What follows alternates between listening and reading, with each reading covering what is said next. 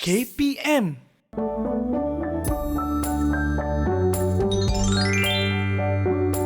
Hai murid-murid sekalian, kita bertemu kembali dan kali ini cikgu akan membawa kamu menjelajah satu lagi topik yang menarik dalam subjek Geografi KSSM tingkatan 4. Saya Puan San Bagawali Subramaniam dari SMK Pendamaran Jaya, Pelabuhan Kelang, rasa sungguh teruja untuk berjumpa dengan anda. Semoga murid-murid dalam keadaan sihat walafiat. Baiklah murid-murid, sebelum cikgu teruskan pembelajaran untuk hari ini, biarlah cikgu nyatakan objektif pembelajaran kita untuk hari ini. Pertama ialah murid-murid akan dapat menjelaskan konsep taburan penduduk. Kedua, anda akan dapat mengenal pasti taburan penduduk padat, sederhana dan jarang di dunia. Seterusnya, murid-murid akan dapat menerangkan faktor-faktor yang mempengaruhi taburan penduduk di dunia. Akhir sekali, anda akan dapat menghuraikan kesan taburan penduduk padat dan jarang di dunia. Seperti biasa, cikgu harap anda sudah pun bersedia dengan buku nota, buku teks dan alat tulis. Oh ya, kali ini anda juga akan memerlukan kalkulator.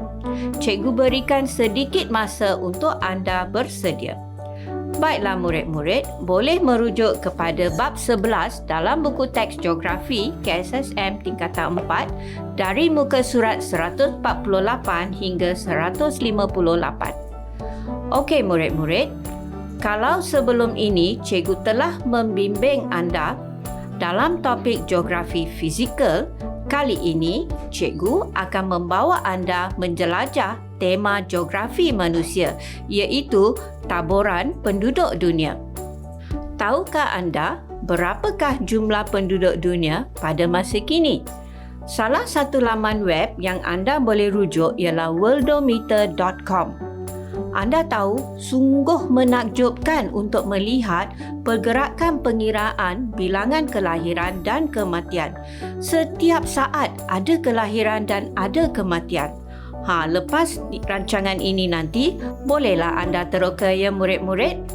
Anggaran yang dibuat oleh United Nations atau Pertubuhan Bangsa-Bangsa Bersatu dengan kolaborasi bersama Worldometer ialah 7.8 bilion orang menjelang Oktober 2020. Bayangkan 7.8 bilion. Pernahkah anda terfikir di manakah manusia seramai ini akan tinggal? Itulah yang kita akan belajar pada hari ini. Baiklah murid-murid, mari kita mula. Tahukah murid-murid apakah maksud konsep taburan penduduk? Tidak? Okey. Taburan penduduk merujuk kepada agihan atau sebaran penduduk di sesuatu kawasan atau negara. Jika kita lihat, taburan penduduk dunia adalah tidak sekata. Kita dapat bahagikan taburan penduduk kepada padat, sederhana dan jarang. Bagi kawasan yang mempunyai kurang dari 50 orang bagi setiap kilometer persegi, maka adalah taburan jarang. Sekiranya sesuatu kawasan itu mempunyai penduduk antara 50 hingga 200 orang bagi setiap kilometer persegi, maka dikenali sebagai taburan sederhana. Seterusnya, jika sesuatu kawasan itu mempunyai lebih dari 200 orang bagi setiap kilometer persegi, maka itulah taburan penduduk padat. Murid-murid, tahukah anda taburan penduduk dan kepadatan penduduk mempunyai perkaitan yang rapat? Ini adalah kerana jumlah penduduk sebenarnya tersebar mengikut luas kawasan.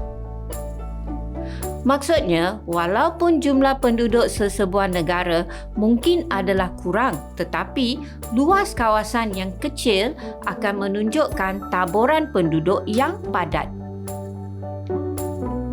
Cuba murid-murid lihat formula pengiraan kepadatan penduduk seperti dalam slide seterusnya. Cara mengira kepadatan penduduk adalah dengan membahagikan jumlah penduduk bagi sesebuah negara dengan luas negara tersebut. Cuba perhatikan contoh yang diberikan untuk negara Indonesia. Jumlah penduduk apabila dibahagi dengan luas kawasan negara Indonesia, kita akan dapat 147 orang bagi setiap kilometer persegi. Ini meletakkan taburan penduduk Indonesia sebagai berpenduduk sederhana pada tahun 2017. Okey, sekarang mari kita teruskan kepada bahagian taburan penduduk padat, sederhana dan jarang di dunia. Jangan terkejut ya, hampir 60% penduduk dunia tertumpu di benua Asia. Diikuti oleh benua Afrika sebanyak 16.87% dan benua Eropah sebanyak 9.73%. Manakala benua Australia hanya mempunyai 0.54% dan benua Antartika pula 0%. Jika murid-murid lihat slide dipaparkan, anda akan dapat satu gambaran yang lebih jelas tentang taburan penduduk dunia. Warna yang lebih gelap dalam peta menggambarkan kepadatan yang lebih tinggi. Di antara kawasan berpenduduk padat adalah kawasan zon perindustrian di Jepun, Amerika Syarikat dan Singapura. Kawasan pertanian juga berpenduduk padat seperti Lembangan Changjiang di China, Lembangan Ganges di India dan Lembangan Menam Chao Phraya di Thailand. Bagi kawasan berpenduduk sederhana pula ialah seperti di kawasan pertanian, penternakan dan pembalakan. Contohnya Kanada dan Siberia. Kawasan-kawasan yang jarang penduduk pula lebih bertumpu di kawasan-kawasan yang ekstrim dari segi fizikal dan iklim seperti kawasan Kutub Utara dan Selatan serta banjaran pergunungan seperti Banjaran Himalaya, Banjaran Andes dan Banjaran Rocky. Okey murid-murid, bagaimana setakat ini? Cikgu harap anda semua memahami dan dapat mengikuti pelajaran hari ini. Baiklah, biar cikgu uji daya ingatan anda untuk dua subtopik yang telah kita pelajari setakat ini. Siapa boleh terangkan konsep taburan penduduk? Ya, tepat sekali. Taburan penduduk merujuk kepada agihan atau sebaran penduduk di sesuatu kawasan atau negara. Bagus. Anda memang memberi perhatian. Apa kata kita cuba uji pengiraan pula? Senang saja. Cikgu akan bagi formulanya sekali lagi. Jumlah penduduk dibahagi dengan luas kawasan. Jika anda membuat kesilapan dalam pengiraan, tidak apa. Yang penting anda cuba dan faham cara pengiraan. Anda boleh menggunakan kalkulator ya. Sila lihat slide seterusnya untuk soalan pengiraan kepadatan penduduk.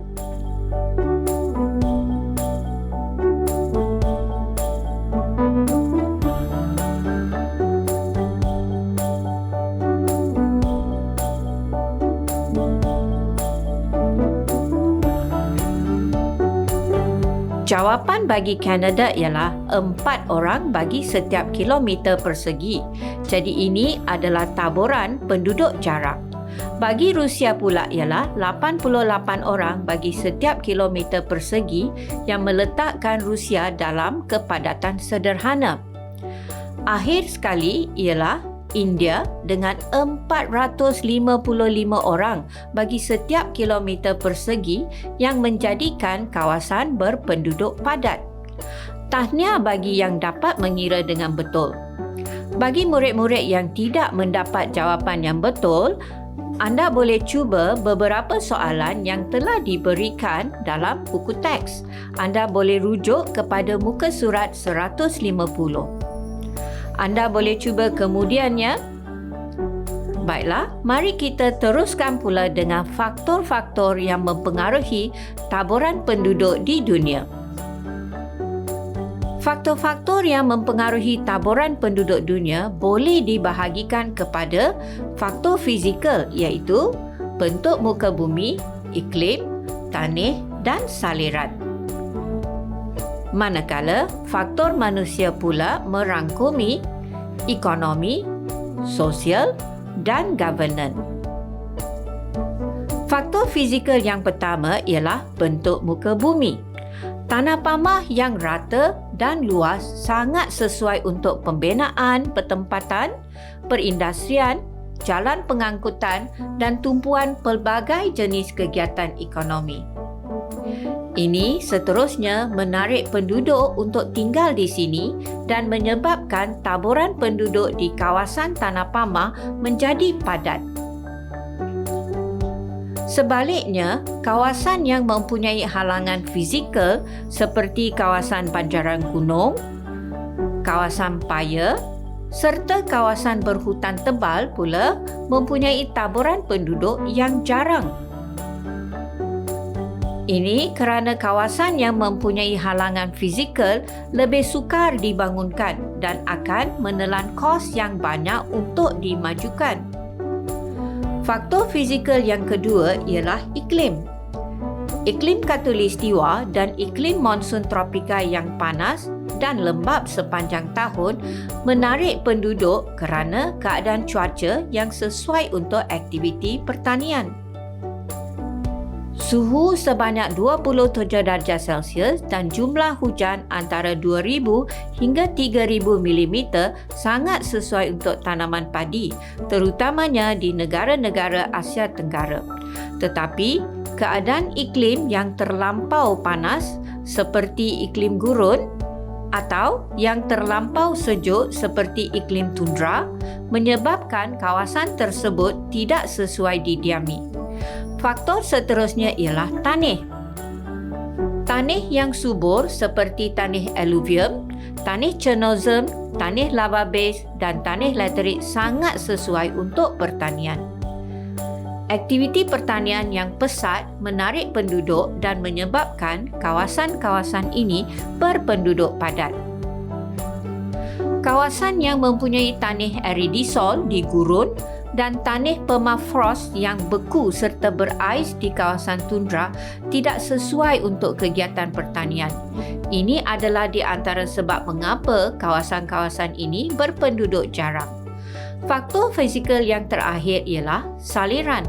Rata-rata kawasan yang bersaliran baik serta mempunyai bekalan air yang banyak mempunyai kepadatan penduduk yang tinggi kerana sesuai untuk pelbagai jenis kegiatan ekonomi seperti pembinaan, pengangkutan dan perkhidmatan. Kawasan yang bersaliran buruk pula mempunyai penduduk yang jarang kerana perlu menebus guna kawasan bertakung air dan ini memerlukan kos. Selain itu, kawasan yang gersang tanpa bekalan air yang mencukupi tidak menarik penduduk untuk tinggal di situ. Faktor-faktor manusia pula ialah: pertama, faktor ekonomi. Kawasan-kawasan yang mempunyai pelbagai kegiatan ekonomi seperti pertanian, pelombongan, perkhidmatan dan perindustrian cenderung berpenduduk padat. Kawasan yang mengalami kesukaran untuk menjalankan kegiatan ekonomi seperti kawasan gunung, paya dan hutan akan berpenduduk jarang. Seterusnya, faktor sosial pula merujuk kepada kawasan yang mempunyai pelbagai kemudahan infrastruktur seperti sistem pengangkutan yang moden, bangunan-bangunan sekolah dan hospital biasanya berpenduduk padat. Kemudahan pendidikan seperti universiti awam dan universiti swasta berjaya menarik penduduk untuk menghuni kawasan tersebut. Faktor manusia yang terakhir ialah faktor governance atau dasar kerajaan. Dasar-dasar kerajaan yang menggalakkan zon-zon perindustrian serta pembinaan bandar-bandar baru menyebabkan tumpuan penduduk tertarik ke kawasan-kawasan ini. Usaha kerajaan untuk mengimbangi pembangunan di dalam sesebuah negara juga memainkan peranan. Seperti dasar kerajaan negara Indonesia yang mengamalkan transmigrasi. Penduduk dari Pulau Jawa yang padat digalakkan berpindah ke kawasan yang kurang penduduk dengan menawarkan pelbagai insentif. Tujuan kerajaan Indonesia ialah untuk membangunkan serta memajukan kawasan baru di samping mengurangkan kepadatan penduduk di kawasan tertentu. Jadi, di sini murid-murid dapat lihat bagaimana faktor fizikal dan faktor manusia mempengaruhi kepadatan penduduk di sesebuah kawasan adalah tinggi atau rendah. Baiklah murid-murid, cikgu harap anda semua masih bersama cikgu. Topik hari ini memang menarik kan? Pernah tak anda memikirkan tentang tajuk yang kita bincangkan pada hari ini? Tentang kehidupan penduduk di negara lain. Bila kita lihat kawasan-kawasan yang berpenduduk padat, cikgu rasa cukup bersyukur tinggal di Malaysia. Marilah kita lihat aspek terakhir pelajaran hari ini, iaitu kesan taburan penduduk padat dan jarang di dunia. Jika kita lihat kawasan berpenduduk padat atau jarang, kedua-duanya mempunyai kesan positif dan kesan negatif. Bagi kawasan berpenduduk padat, di antara kesan yang dapat dilihat ialah kesan ke atas pasaran. Kawasan yang berpenduduk padat menyediakan pasaran yang luas untuk barangan serta perkhidmatan dalam negara seperti di negara India dan China. Selain dari itu, berlaku juga persaingan guna tanah. Penduduk yang padat juga akan membawa kepada persaingan guna tanah antara pelbagai kegiatan ekonomi dan kawasan pertempatan. Keperluan tanah yang tinggi akan menyebabkan kos tanah melambung naik seperti di Amerika Syarikat. Kesan kemiskinan juga tidak dapat dielakkan kerana keperluan atau permintaan akan melebihi penawaran pekerjaan atau perkhidmatan. Masalah pengangguran dalam kalangan penduduk membawa pula masalah kemiskinan. Apa perasaan anda apabila melihat imej ini? Tidak ada seorang pun yang harus mengalami situasi ini untuk meneruskan kehidupan. Selagi mungkin, usahalah untuk membaiki hidup anda tanpa mengira di mana anda berada. Murid-murid, apabila kepadatan penduduk adalah tinggi, kesan seterusnya pasti ke atas alam sekitar yang akan mengalami pelbagai pencemaran seperti pencemaran udara, air dan bau. Pembuangan sampah yang tidak terkawal dan penggunaan kenderaan yang banyak untuk menampung penduduk yang ramai dalam satu lokasi yang sama akan mengundang kejadian-kejadian yang anda lihat dalam imej di sebelah. Salah satu kesan di kawasan berpenduduk padat adalah masalah setinggan, seperti yang dapat dilihat di kebanyakan negara yang membangun. Keadaan hidup yang sesak dan sempit menyebabkan penduduk mengalami kemerosotan kualiti hidup. Selain dari itu, penyakit-penyakit berjangkit cepat merebak seperti SARS, Ebola dan selsema burung akibat tempat tinggal yang sempit dan rapat. Kekurangan sistem pembuangan sisa kumbahan yang teratur memburukkan lagi keadaan. Kawasan berpenduduk jarang juga mengalami pelbagai kesan kerana kekurangan penduduk. Kawasan yang berpenduduk jarang sering mengalami perkembangan ekonomi yang perlahan. Ini adalah kerana tenaga buruh yang kurang serta pasaran yang kecil tidak menggalakkan kemajuan yang pesat.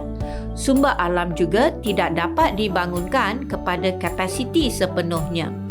Negara-negara yang berpenduduk jarang masih mempunyai sumber alam seperti sumber hutan dan sumber mineral. Salah satu kesan kawasan berpenduduk jarang ialah kemajuan infrastruktur yang terhad. Kekurangan kepakaran serta tenaga buruh menyebabkan pembinaan infrastruktur seperti jalan raya, bangunan moden serta hospital dan pusat pendidikan tinggi menjadi terhad. Baiklah murid-murid, nampaknya kita sudah pun menghampiri ke akhir rancangan hari ini.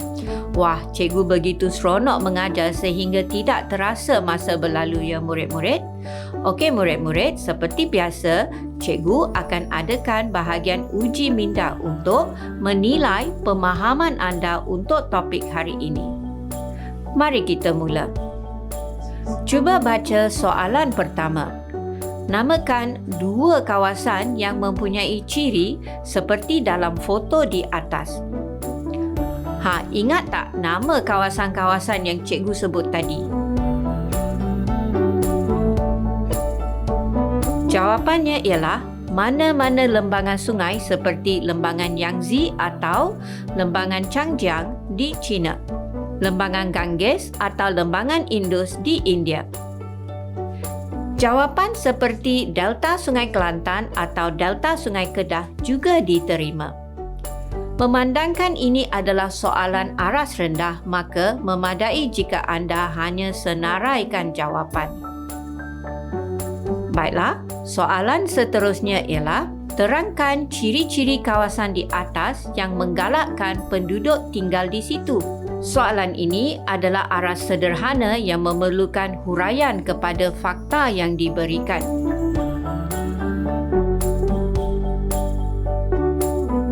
Di antara jawapan yang sesuai ialah tanah pamah yang rata memerlukan kos yang rendah untuk memajukan kawasan ini. Selain dari itu, permukaan yang rata sesuai untuk membangunkan pelbagai kegiatan ekonomi yang menyediakan peluang pekerjaan yang banyak. Bekalan air yang banyak dari sungai yang berhampiran penting untuk kegunaan domestik, mengairi kawasan pertanian dan membekalkan air ke kawasan perindustrian.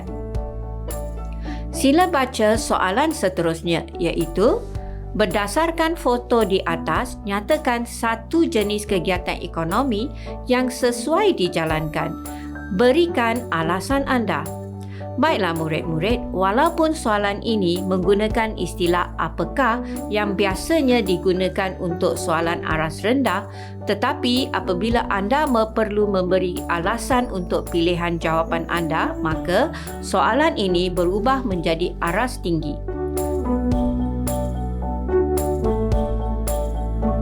Anda boleh memilih sebarang kegiatan ekonomi yang sesuai dijalankan di kawasan dalam foto dengan memberi alasan yang munasabah. Contoh, sekiranya anda memilih kegiatan pertanian, maka perlu beri alasan-alasan seperti tanah pamah yang rata sesuai untuk pertanian kerana memudahkan penanaman seperti padi. Sungai yang lebar membekalkan air untuk mengairi kawasan pertanian. Tanah aluvium yang subur di lembah sungai juga sangat sesuai untuk pertanian, terutamanya padi. Penduduk yang ramai pula menyediakan tenaga buruh di samping menjadi pasaran pengguna hasil pertanian. Jawapan yang padat dengan olahan ayat yang gramatis serta menarik sudah pasti akan memberikan markah yang tinggi buat anda. Okey murid-murid, lihat soalan terakhir untuk anda. Pada pendapat anda, apakah kesan pembangunan di tempat tersebut terhadap alam sekitar? Di antara jawapan yang anda boleh berikan ialah pencemaran air akibat pembuangan sisa domestik dan sisa kilang. Pencemaran udara akibat dari asap kilang dan asap kenderaan yang banyak. Selain itu, pencemaran bau dari longgokan sampah yang dibuang oleh penduduk yang semakin padat. Akhir sekali, peningkatan suhu setempat akibat peningkatan permukaan berturap serta pembinaan bangunan konkrit. Ini hanyalah di antara beberapa jawapan yang anda boleh berikan. Ada banyak lagi pilihan jawapan yang boleh diutarakan seperti kemusnahan biodiversiti, pulau haba dan hujan asid. Nampaknya murid-murid sudah lebih yakin apabila menjawab soalan. Cikgu cukup puas hati kerana murid-murid masih ingat tips yang cikgu beri dalam pelajaran sebelum ini untuk menjawab soalan mengikut aras dan kehendak soalan. Tahniah, anda memang hebat. Baiklah murid-murid, sebagai rumusan, mari kita imbas kembali objektif pembelajaran untuk hari ini. Pada sesi kali ini, anda telah dapat menjelaskan konsep taburan penduduk, mengenal pasti taburan penduduk padat, sederhana dan jarang di dunia. Anda juga telah dapat menerangkan faktor-faktor yang mempengaruhi taburan penduduk dunia. Akhir sekali, anda dapat menghuraikan kesan taburan penduduk padat dan jarang di dunia. Tahniah sekali lagi kerana dapat menyelesaikan satu lagi tajuk bersama cikgu. Okey murid-murid, kita telah pun sampai ke akhir rancangan kita pada hari ini.